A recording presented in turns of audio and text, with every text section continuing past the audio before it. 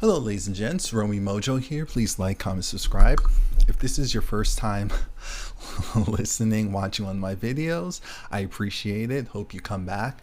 Now, this is my quick review recap for the season 2 of You. I was late to the game with this show, but I'm glad that I'm here because we have a lot to talk about. We're not going to spend much time, but we have a lot to talk about. Joe decided that thanks to finally moving on after killing Beth, I don't like her. I never liked her. I thought that she was so plain Jane, so basic, and I'm thinking, you're obsessing over this one. Really? Really? Really? So then when I saw Candice and we learned that Candice was still alive, I was so excited because I felt like finally, we're getting to the main point of this. But like, as soon as I saw Candice, I said, oh, this should have been centered around her. This is what I wanted to see, not Miss Plain Jane. So then he goes and has to run. Oh yeah, this is full of spoilers, by the way. He has to go and run away to California, the land of the social media Insta stalkers. You're going to be seen. Unless you just stay in your house all day, you're going to be seen. You're trying to hide from someone and you choose California because there's so many people and you think that you won't get caught on camera somewhere. So then he gets this job. He manipulates his way into getting this job at this bookstore that sell all of the healthy foods and nutritionist snacks, and it's run by actually two people. One of the women, Love, who he falls in love with, of course, because this is Joe, and then her brother, 40, who is the, I'm a writer, I'm a director, but I'm not really good at it, and so thankfully my parents have money since they own the store as well as other stuff. The parents are a trip. We're not even going to talk about them because the father's useless. He cheats on the mom, and the mom just cares about a perfect image, even if it's at the expense of her family. And she clearly loves her son more than she loves her daughter. Yes, I said it. But aside from that, we have Love, who seemed too good to be true. And again, we're looking at this through Joe's eyes. So we should have known that, yes, of course she's going to be too good to be true.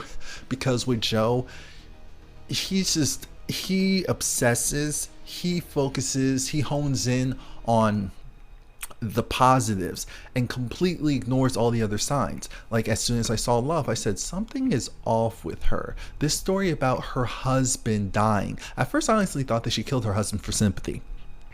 I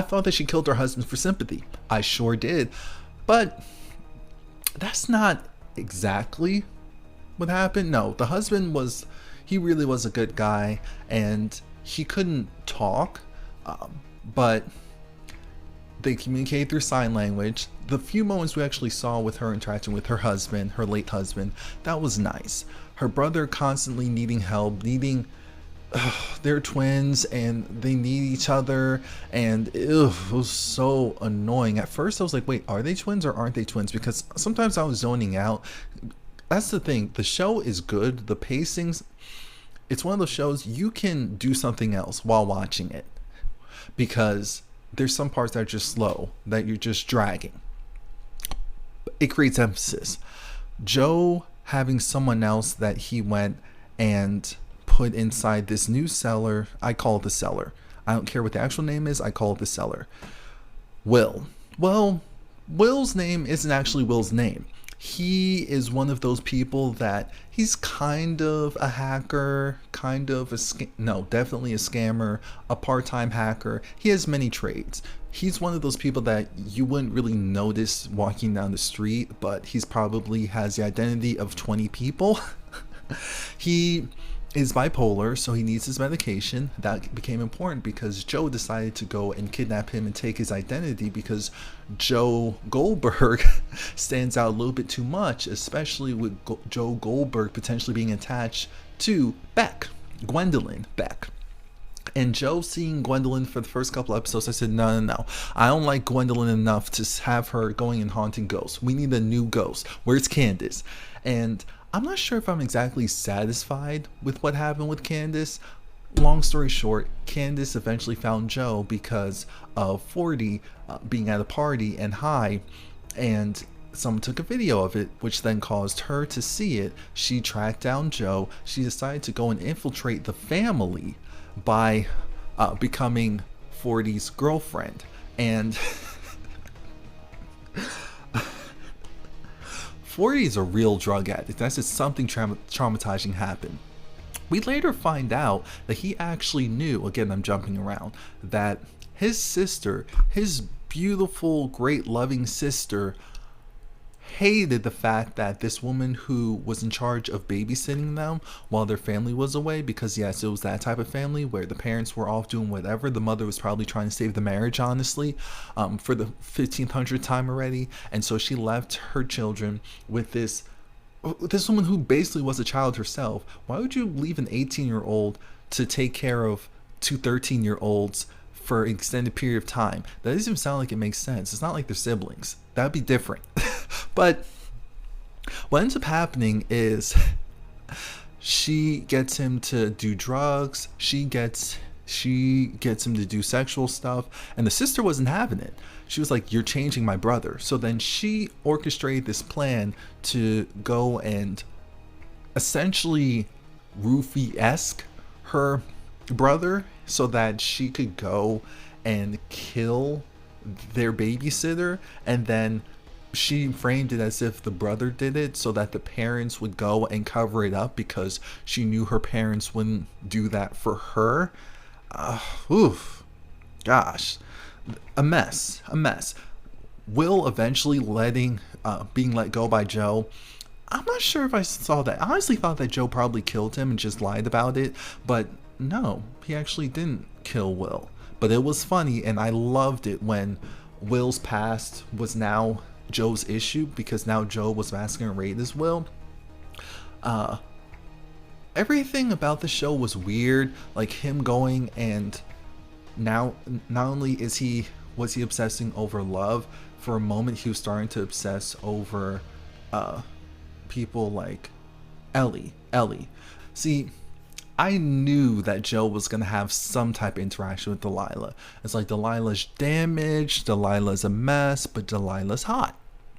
It's because Delilah's hot, and again, she's damaged, and Joe finds out why, because this scumbag producer, Henderson, oof, gross.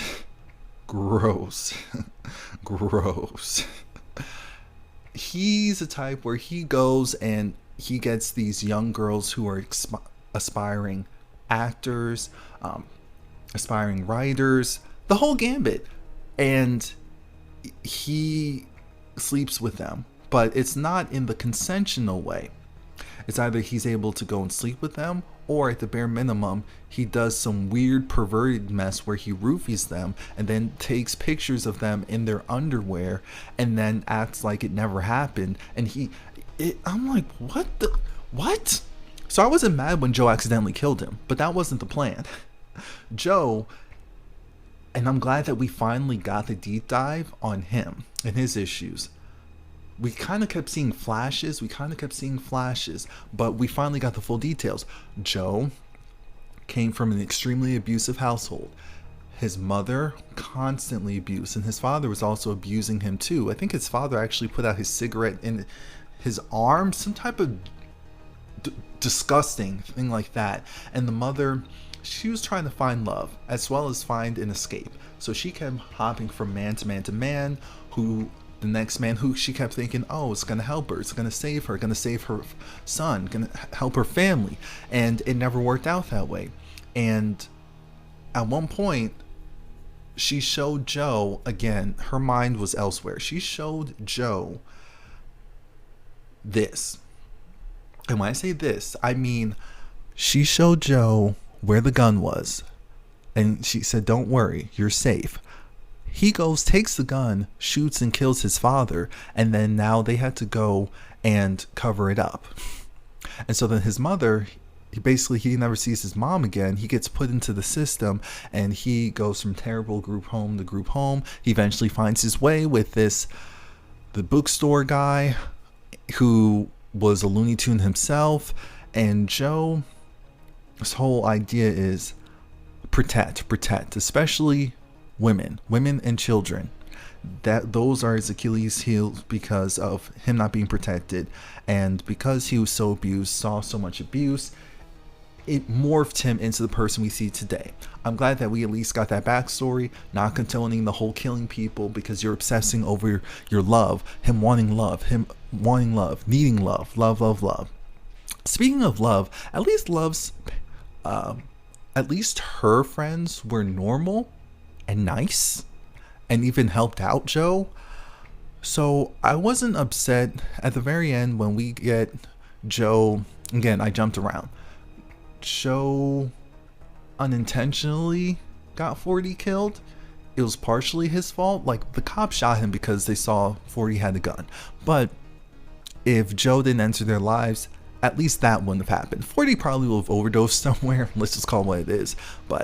And then Love killing Candice, I saw that because Love looked unhinged. She looked obsessive just like Joe did, and Joe couldn't see it. And then the nerve of Joe to act like, oh my gosh, she's such a terrible person. How can I go and she tells me she's pregnant? Because she, how could she? I'm thinking, poor Delilah getting killed because of. We have to remember, Love killed Delilah as well as Candice. So Love was starting to rack up on the kill points. So she deserves her brother being killed. She did. And so in the show ending with Ellie having to run away, I'm glad that Ellie wasn't like officially taken advantage of, and Joe at least stopped that. But Ellie having to run away, maybe that'll come into the fray for season 3. Joe and Love kind of going into this, oh, now we're one big happy family, but Joe is going to obsess over the next door neighbor. I don't know where we're going with this, but let me know what you think. Again, this was just a general synopsis. I jumped around a lot. I didn't talk about a lot of things because I just wanted to talk about what I wanted to talk about. Leave a comment below based on what you want to talk about. I'll answer those questions or just leave follow-up comments. Please like, comment, subscribe. Come back for more.